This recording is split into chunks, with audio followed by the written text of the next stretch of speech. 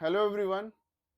तो बच्चों, आज की क्लास में जो हम बिजनेस स्टैट्स की एक्सेल वाली सीरीज कर रहे हैं, बेसिकली ये आपकी लैब की प्रैक्टिकल वाली सीरीज है जो आपके प्रैक्टिकल में पूछा जाएगा। एक्सेल वाला जो प्रैक्टिकल वाला पेपर होता है ना, तो उसमें बच्चों आज हम करने वाले हैं प्रोबेबिलिटी के बारे में। तो प्रोबेबिलिटी में basically there are 3 types of distribution which is in your syllabus. तो एक है normal distribution, Poisson distribution and binomial distribution. ठीक है, तो आज की क्लास में हम स्टार्ट करने वाले हैं अपना कंसेप्ट ऑफ प्रोबेबिलिटी। ठीक है, thank you so much. Hello everyone. आज हम बात करेंगे बाइनोमियल डिस्ट्रीब्यूशन की, जहाँ पे हम देखेंगे the probability of different events when we have been given the number of trials and probability of success. So in this example अगर आप देखेंगे, हमने नंबर ऑफ ट्रायल्स को लिया है 20 और प्रोबेबिलिटी ऑफ सक्सेस को लिया है 0.5 या 50%। कॉलम ए हमारा x है which is number of events. अब हम बाइनोमियल डिस्ट्रीब्यूशन को यूज़ करेंगे, तो उसके लिए हम फार्मूला लगाएंगे इज इक्वल टू बाइनो एम डिस्ट। अब आप देखेंगे सबसे पहले हम सेलेक्ट करेंगे नंबर ऑफ इवेंट्स। तो यहाँ पे हमारे नंबर ऑफ इवेंट्स हैं 0, comma number of trials. Number of trials हमने यहाँ पे लिया है 20 और 20 को हम फ्रीज कर देंगे F4 दबा के। नेक्स्ट प्रोबेबिलिटी ऑफ सक्सेस 0.5 50%, हमने इसे भी फ्रीज कर दिया। अभी यहाँ पे हमें देखने में क्यूमुलेटिव चाहिए सिंगल, यहाँ क्योंकि हमारा कॉलम बी है तो हम यहाँ पे इसे सिंगल पे लेते हैं। सिंगल के लिए हम यहाँ पे फॉल्स या फिर सिंपली 0 पुट कर सकते हैं। हमने 0 पुट कर दिया। तो what this number is telling us कि अगर हमारे नंबर ऑफ ट्रायल्स 20 हैं और हमारी प्रोबेबिलिटी ऑफ सक्सेस 0.5 है, तो 0 इवेंट्स आने की हमारी इंडिविजुअल प्रोबेबिलिटी इज 0%। और इसी फार्मूले को अगर हम कॉपी करके नीचे तक ड्रैग कर देंगे तो यहाँ हमें इंडिविजुअल प्रोबेबिलिटी बता देगा। अगर आप देखेंगे, क्योंकि हमारी नंबर ऑफ ट्रायल्स 20 हैं, number of success is 50%, which is अगर हम 20 का 50% निकालते हैं तो ऑलमोस्ट 10 आएगा। तो हमारी हाईएस्ट प्रोबेबिलिटी अराउंड 10 होगी। तो अगर आप देखेंगे तो यहाँ पे हमारी हाईएस्ट प्रोबेबिलिटी 8 9 10 के अराउंड सबसे ज़्यादा है। इससे पहले भी हमारी प्रोबेबिलिटी डिप हो जाएगी और इसके बाद भी हमारी प्रोबेबिलिटी डिप होती चली जाएगी।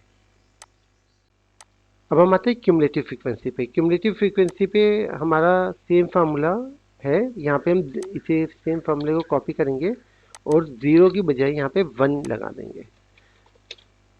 तो यहाँ पे ये हमें सिर्फ ये बताएगा कि यहाँ पे हमारी क्यूमुलेटिव फ्रीक्वेंसी कितनी है। तो अगर मैं इसी फार्मूले को नीचे तक कॉपी करूँगा, तो अगर हम रो नंबर इवेंट 6 की ओर देखेंगे तो ये हमें बताता है कि 5 से 6 आने की probability is 0.037 which is around 3.7%। But the probability कि हमारा 6 से कम आएगा which is the sum of all the numbers from 0 to 6, it's almost 50%। तो अगर आप देखेंगे ये 0.058, अगर मैं इन सब का सम करता हूँ तो आप अगर नीचे देखेंगे तो यहाँ पे इसका सम 0.058 इसके इक्वल होगा। हम यहाँ पे मैच भी कर सकते हैं। अगर मैं यहाँ पे सम ऑफ B2 to B8 करूँगा तो ये वापस से 0.058 आ जाना चाहिए। बाय डिफ़ॉल्ट अगर आप देखेंगे लास्ट तक जाते जाते तो ये हमें बताता है कि हमारी 16 या 16 से ज़्यादा आने की प्रोबेबिलिटीज़ ऑलमोस्ट 100% यहाँ पे हो जाती है। जितना हम प्रोबेबिलिटी ऑफ सक्सेस को हाई करेंगे उतना हमारा ये इंडिविजुअल कम होता जाएगा, क्योंकि अब हम बोल रहे हैं कि हमारी प्रोबेबिलिटी ऑफ सक्सेस है कि वो क्लोज टू 100% होना चाहिए। तो अगर हम इसे 0.9 कर देते हैं तो आप देखेंगे ये सारे जो नंबर्स यहाँ पे हैं ये इंक्रीज हो जाएंगे। तो जैसे हमारे पहले 16 पे प्रोबेबिलिटी ऑलमोस्ट 100% आ रही थी, अब हमारी 16 पे प्रोबेबिलिटी इज ओनली 13%। और जितना हम प्रोबेबिलिटी ऑफ सक्सेस को कम कर देंगे उतना जल्दी हमारी ये क्यूमुलेटिव फ्रीक्वेंसी 100% की क्लोज चली जाएगी। तो अगर हम इसे 0.1 या 0.2% करते हैं तो आप देखेंगे कि पहले हमारा 16 पे 100% आ रहा था और अब हमारा 11 इवेंट्स पे ही प्रोबेबिलिटी ऑफ सक्सेस 100% के करीब आ गया है यहाँ पे। तो आप यहाँ पे डिफरेंट नंबर्स को चेंज करके इसे अप्लाई कर सकते हैं और आपको बाइनोमियल डिस्ट्रीब्यूशन से प्रोबेबिलिटी किसी भी इवेंट्स की निकालने के लिए आसानी होगी। Thank you. वेलकम बैक बच्चों। आज की क्लास में हम बात करेंगे नॉर्मल डिस्ट्रीब्यूशन की, और अगर हमारे पास डिफरेंट आइटम्स हैं तो हम उनकी प्रोबेबिलिटी कैसे निकाल सकते हैं। तो यहाँ पे हमने रॉ डेटा लिया है जहाँ पे हमने मीन लिया है 700 और स्टैंडर्ड डेविएशन लिया है 200। आप कोई भी वैल्यूज यहाँ पे पुट कर सकते हैं और एक्सेल में फार्मूला की मदद से आप उनकी प्रोबेबिलिटी निकाल सकते हैं। तो यहाँ पे कॉलम ए में हमारी डिफरेंट आइटम्स हैं। तो अगर हमें प्रोबेबिलिटी निकालनी है कि अगर हमारा अगर हमारा आइटम 100 है तो 100 या 100 से कम आने की प्रोबेबिलिटी कितनी होगी। तो यहाँ पे हम नॉर्मल फार्मूला जो यहाँ पे यूज़ करेंगे वो है नॉर्म डॉट डिस्ट्रीब्यूशन का।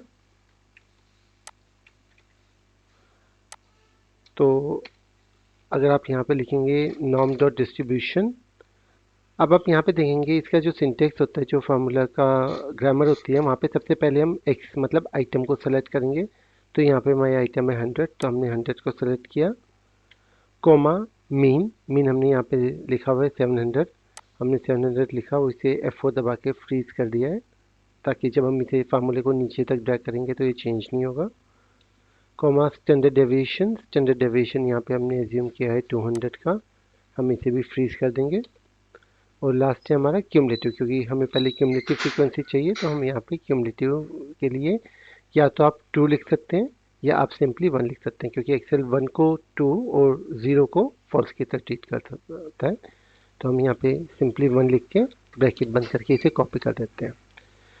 तो यहाँ पे इसने हमने कहा 0.00, ये एक्चुअली में बहुत छोटा नंबर है, तो अगर हम इसकी डेसिमल इंक्रीज करेंगे तो आप देखेंगे ये 001 है। तो what this is telling us कि अगर हमारा मीन 700 है और स्टैंडर्ड डेविएशन 200 है, तो हमारी किसी भी आइटम की प्रोबेबिलिटी 100 या उससे कम होने की इस वाई लेस इस 0.001। हम इस फार्मूले को कॉपी करके नीचे तक ड्रैग करके पेस्ट कर देंगे। क्योंकि क्यूमुलेटिव फ्रीक्वेंसी है तो आप देखेंगे लास्ट में इसकी वैल्यू 1 तक आ सकती है। 1 is 100% which is our maximum probability. So the probability of the number going above 1300 1400 it's almost 1। यहाँ पे आप एक चीज़ का ध्यान देखेंगे 700 पे, अगर आप 700 देखेंगे यहाँ पे तो 700 पे हमारी प्रोबेबिलिटी है 0.5। आप देखेंगे हमारा मीन भी 700 था, तो ऑब्वियसली अगर हमारा मीन 700 है तो किसी भी चीज़ की प्रोबेबिलिटी उससे ज़्यादा या कम होना इस इक्वल प्रोबेबिलिटी, देयरफॉर आपका सेम नंबर पे यहाँ पे प्रोबेबिलिटी 0.5 आ जाएगी, which is 50% of the probability. ये आ गया हमारा cumulative property. Now what if you want the single probability कि ओके हमें सिर्फ 200 से 300 के बीच की प्रोबेबिलिटी चाहिए या 500 से 600 के बीच की प्रोबेबिलिटी चाहिए। तो उसके लिए हम क्या करेंगे, लेस देन 100 के लिए प्रोबेबिलिटी चेंज नहीं होगी, राइट। क्योंकि यहाँ पे ये बोला कि लेस देन 100 यहाँ पे है, हम भी बोल रहे हैं कि हमारा नंबर लेस देन 100 है, तो यहाँ पे हम सिंपल फार्मूला लगा देंगे इज इक्वल टू C2। तो ये प्रोबेबिलिटी हमारी सेम हो जाएगी। हम यहाँ पे एक डेसिमल पॉइंट को इंक्रीज कर देंगे। 200 के लिए हमारी प्रोबेबिलिटी निकालने का बहुत ही सिंपल लॉजिक है। आप देखेंगे ये बता रहे हैं कि क्यूमुलेटिव फ्रीक्वेंसी में बता रही है कि लेस देन 200 प्रोबेबिलिटी है हमारी 0.006। बी सेल 2 सेल में बता रहे हैं कि लेस देन 100 प्रोबेबिलिटी है 0.001। तो 100 से 200 की प्रोबेबिलिटी क्या होगी, इन दोनों का डिफरेंस। तो हम सिंपली C3 माइनस B2 जब हम कर देंगे तो ये हमारी प्रोबेबिलिटी आ जाएगी 0.005 which is nothing but the difference between column C and column B। अब हम इसे नीचे तक ड्रैग कर देंगे फार्मूला को, तो ये आपको सारी फ्रीक्वेंसी बता देगा। अब आप यहाँ पे देखेंगे तो ये आपको बता रहा है कि अगर आपकी हाईएस्ट प्रोबेबिलिटी 700 के आसपास होनी चाहिए, क्योंकि हमारा मीन 700 है, तो यहाँ पे आप देखेंगे ये हमारी इंडिविजुअल प्रोबेबिलिटीज़ है। तो 600 से 700 होने की प्रोबेबिलिटी 301, 700 से 800 होने की प्रोबेबिलिटी 0.4, 800 से 900 होने की प्रोबेबिलिटी 0.45 एंड सो ऑन।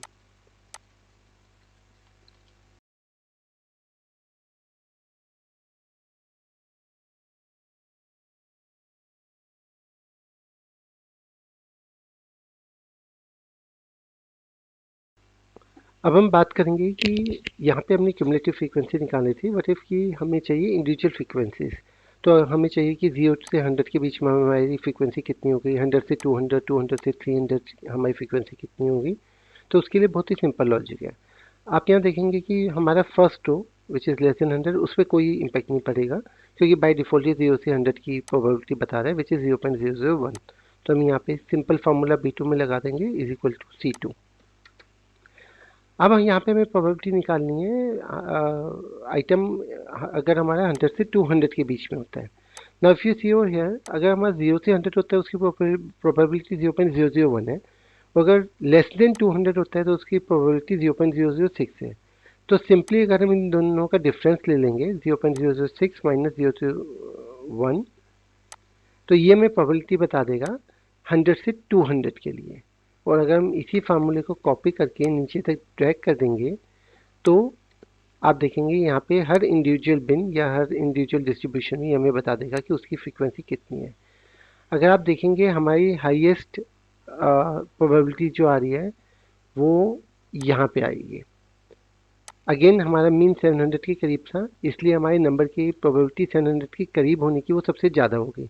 तो बाय डिफ़ॉल्ट अगर आप 600 टू 700 देखेंगे तो उसकी प्रोबेबिलिटी 0.191 है, एंड सिमिलरली 700 टू 800 होने की प्रोबेबिलिटी 0.191 है। उससे पहले हमारी प्रोबेबिलिटी डिक्रीज़ होती जाएगी और जितना ज़्यादा हम आगे जाते जाएंगे उतनी प्रोबेबिलिटी भी डिक्रीज़ होती जाएगी। सिमिलरली आप यहाँ पे नंबर्स को चेंज करके अगर मैं 700 की वजह 1000 करूँगा तो बाय डिफ़ॉल्ट ये सारे नंबर्स अपडेट हो जाएंगे और आप देखेंगे कि अब हमारा हाईएस्ट प्रोबेबिलिटी 1000 से 1100 के करीब है। इसी तरह आप मीन स्टैंडर्ड डेविएशन में से कोई भी चीज़ चेंज करके यहाँ पे अपने डेटा की प्रोबेबिलिटी निकाल सकते हैं। Thank you so much. Hello everyone, अब हम बात करेंगे पॉइजन डिस्ट्रीब्यूशन की। यहाँ पे हम कैलकुलेट करेंगे किसी भी इवेंट की प्रोबेबिलिटी जहाँ पे हमें मीन दिया गया हो। अगर आपको मीन नहीं दिया गया और नंबर ऑफ ट्रायल्स और प्रोबेबिलिटी ऑफ सक्सेस दिया हुआ है तो आप इन दोनों को मल्टीप्लाई करके number of trial multiply by number of probability of success, इन दोनों को जब आप मल्टीप्लाई करेंगे तो आपका मीन आ जाएगा। तो आप इन दोनों में से कोई भी यूज़ कर सकते हैं। पॉइजन के लिए अगेन हम दोनों से यहाँ पे सीखेंगे इंडिविजुअल प्रोबेबिलिटी निकालना और क्यूमुलेटिव निकालना। तो हम स्टार्ट करते हैं इंडिविजुअल प्रोबेबिलिटी से। तो पॉइजन के लिए हमारा फार्मूला है is to PY+1 dot distribution DIST। Again सबसे पहले हम नंबर ऑफ इवेंट को सेलेक्ट करेंगे, उसके बाद हम मीन को सेलेक्ट करेंगे, मीन को हम फ्रीज कर देंगे, एंड देन क्यूमुलेटिव। अगर हमें इंडिविजुअल चाहिए तो हम 0 कर देंगे और अगर हम क्यूमुलेटिव चाहिए तो हम 1 सेलेक्ट करेंगे। यहाँ पे पहले हम इंडिविजुअल निकाल रहे हैं तो हमने कॉमा 0 किया, यहाँ पे हमें इंडिविजुअल प्रोबेबिलिटी मिल गया है। तो इसे ड्रैग करके हम नीचे तक पेस्ट कर देंगे।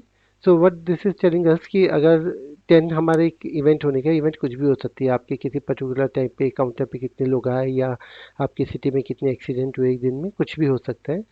तो अगर आपका मीन यहाँ पे 10 है तो आप यहाँ से प्रोबेबिलिटी बहुत इजीली निकाल सकते हैं कि अगर वही इवेंट के हमारे 5 बार होने की प्रोबेबिलिटी कितनी है, इट्स ऑलमोस्ट 4%, 0.038, या उसी प्रोबेबिलिटी हमारी होने की अलग अलग नंबर्स पे कितनी है। जैसा कि हमने नॉर्मल और बाइनोमियल डिस्ट्रीब्यूशन में देखा था, जो हमारा मीन होगा उसके अराउंड हमारी प्रोबेबिलिटी सबसे ज़्यादा होगी और उससे पहले हमारी प्रोबेबिलिटी डिक्रीज होती जाएगी, उसके बाद भी हमारी प्रोबेबिलिटी डिक्रीज होती जाएगी।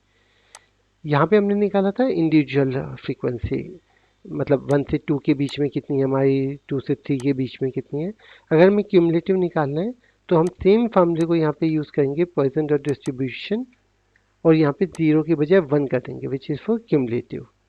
इस फार्मूले को हम नीचे तक ड्रैग करेंगे, यहाँ पे आप देखेंगे कि हमारी क्यूमुलेटिव फ्रीक्वेंसी आ गई है। Again what this is telling us कि अगर हमारा एवरेज नंबर ऑफ एक्सीडेंट्स 10 हैं तो एवरेज नंबर ऑफ एक्सीडेंट किसी भी एक पर्टिकुलर दिन में 15 एक्सीडेंट होने की probability, cumulative probability is around 95%, and individual probability की हमारे 15 एक्सीडेंट होंगे, इट्स अराउंड 3.5% और 0.035। Thank you.